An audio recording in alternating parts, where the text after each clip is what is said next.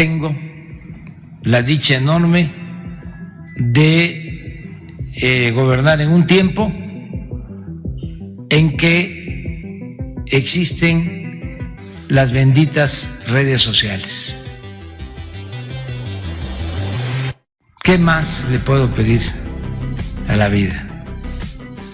Muy buenas noches, amigos de las benditas redes sociales, y un saludo a todas las personas que vean este video. Pues amigos, el día de hoy nos encontramos a 23 de junio del 2023. Como ustedes saben, en los últimos días se ha hablado mucho en torno al caso de la jueza Angélica Hernández, quien acusó al gobernador de Veracruz, Cuitlagua García, de haber operado para beneficiar a un peligroso delincuente que al final de cuentas fue puesto en libertad por esta misma juez. Varios medios de comunicación se lanzaron en contra del gobernador de Veracruz, así como los partidos políticos. Aquí estamos viendo un tuit de Acción Nacional, donde dice lo siguiente: el gobernador de Veracruz se extralimitó en sus funciones y está cometiendo un delito. Condenamos la detención de la jueza Angélica Sánchez y exigimos a López Obrador que frene la violencia contra el Poder Judicial. Publican la siguiente fotografía donde señalan que se extralimitó el gobernador de Veracruz en sus funciones y está cometiendo un delito. Digamos, una pancarta que promocionan en las redes sociales hizo bastante viral, pues el día de hoy sacude a todo México lo que revela el propio gobernador de Veracruz, Cuitlagua García, acerca del Poder Judicial que tanto defienden, y sobre todo, palabras hacia esta ministra corrupta. Primero, la jueza es imputada por poner mentiras en un documento legal firmado por ella, como el hecho de inventar un amparo que no existe, con la finalidad de presionar al director del penal para que libere al delincuente. Y aquí la pregunta, la curiosidad ¿es esa la jueza que defienden comentaristas de radio, Radio Nacional, televisión y politiqueros? La otra, que nos damos cuenta que este caso, y en particular este hecho, la vinculación a proceso por los delitos que presuntamente cometió y que la Fiscalía puso ante un juez, en el cumplimiento de sus atribuciones, el Poder Judicial del Estado es quien señala de delitos a la jueza, no el Ejecutivo. ¿Por qué de pronto a los comentaristas de noticias, hoy en día expertos en todo, se les olvidó esto? Y que existe un Consejo de la Judicatura dentro del Poder Judicial que tiene precisamente la responsabilidad y atribución ante faltas o delitos cometidos por jueces.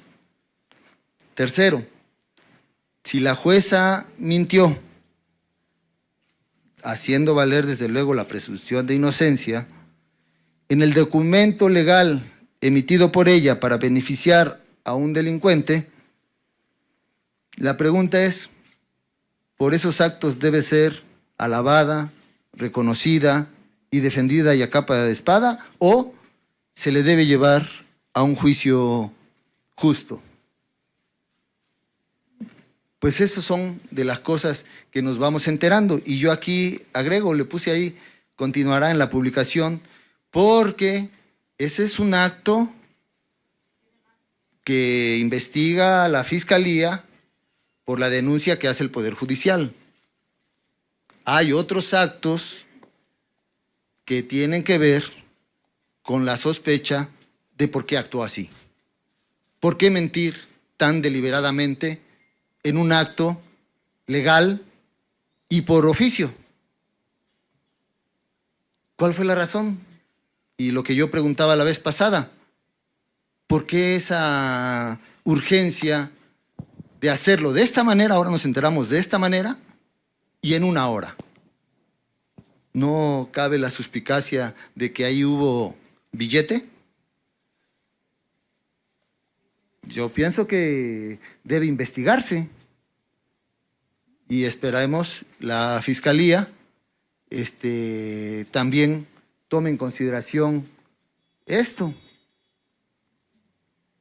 Vamos a esperar a la autoridad correspondiente. Vean lo que dice la Fiscalía, pues ya es muy técnico. Yo trataba de leer, pero pues es lo que les comento. Desde luego, la presunción de inocencia de los delitos contra la fe pública y tráfico de influencia cometidos en agravio de la fe pública y el servidor público, respectivamente. Además, ratificó la medida cautelar de 1 año de prisión preventiva justificada dentro del proceso penal instaurado en su contra. Y aquí dice, los hechos probablemente constitutivos de delito en agravio de la Administración de Justicia son derivados de diversas acciones que realizó la vinculada a proceso en un cuadernillo de amparo, y aquí hay que subrayar, donde hizo constar la existencia de un juicio de amparo y dando fe sobre la supuesta suspensión de plano concedida a Itiel N. Sin embargo, una vez consultado en el Sistema Integral de Seguimiento de Expedientes del Consejo de la Judicatura Federal, es decir, donde se registran los amparos, resulta que el juicio a la que ella hizo referencia o que hizo constar no correspondían al quejoso, o sea, al presunto delincuente, ni la materia. O sea, el que hizo referencia era, pues, que no existe, porque citó otro que nada tiene que ver. Aunado a que no existe registro en los libros del juzgado de proceso y procedimiento penal oral del Distrito Judicial de Cosamaloapan, donde se llevaba el caso, por lo que se tipifica la probable comisión del delito contra la fe pública. Y así va explicando también lo demás, ¿sí? Entonces, pues eso es lo que se pone ahí, y ahí está completo en la publicación de la Fiscalía, y esperamos que así como se publicitó la versión de la jueza, que a su derecho pues tiene, que lo puede hacer, ojalá en la responsabilidad social que tienen los medios también publiciten a la par la argumentación de la Fiscalía General del Estado. Esperemos, ya la propia audiencia lo decidirá. La verdad, hay que tenerlos bien puestos, como se dice en México, para hacer lo que ha señalado el gobernador de Veracruz, sabiendo que se le iban a venir todos los medios de comunicación encima. Aún así no quitó el dedo del renglón y pidió justicia, que no quedara impune este acto cometido por una juez, en donde acabamos de escuchar qué fue lo que sucedió, que tiene mucho que ver con el comentario que hizo posteriormente López Dóriga. Fíjense muy bien las palabras de López Dóriga. El gobernador de Veracruz, Cuitlagua García, aseguró que la jueza Angélica Sánchez fue imputada por inventar un amparo con el que se liberó al compa Playa, señalado por haber cometido homicidio. Pero la sentencia de amparo dice, si existe y revela fallas en el proceso.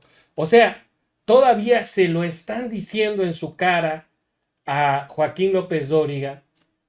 Me refiero a lo que dijo el gobernador de Veracruz. O sea, sí existía el amparo, pero no correspondía al caso. O sea, tenía el número de expediente, la jueza lo puso para presionar de esta manera al encargado de este centro penitenciario y que liberara a este peligroso criminal en menos de 1 hora. Imagínense nada más hasta dónde ahora llegan las resoluciones de los jueces tratando de liberar a una persona en menos de 1 hora. ¿Para qué? Muy sencillo, para que se pudiera escapar, para que pudiera salir en libertad o obtener su libertad. Y si había algún problema después, pues el señor ya se había escapado.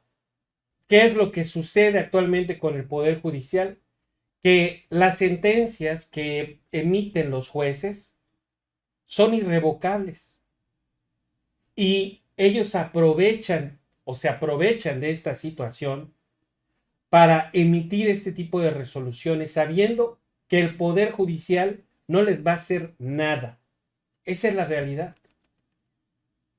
Como dice el presidente en la conferencia matutina, muchos de estos jueces son sobornados por los grupos criminales, los dejan en libertad.